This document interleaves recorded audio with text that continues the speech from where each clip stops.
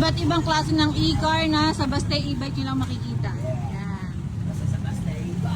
Yan, meron tayong may solar, meron tayong pinakamurang e-car na kung gusto nyo may aircon or wala. Or kaya ang ating malakas, pinakamalakas na e-car na naka 72 volt, 70 ampere na. Ayan. Kaya kung gusto nyo ng e-car, dito na kayo pumunta sa Basta e-bike kasi marami tayong klase.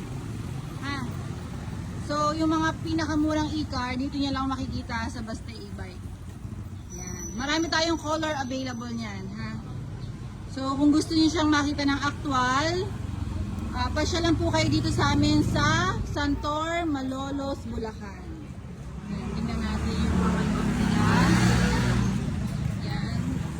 Ito yung may solar.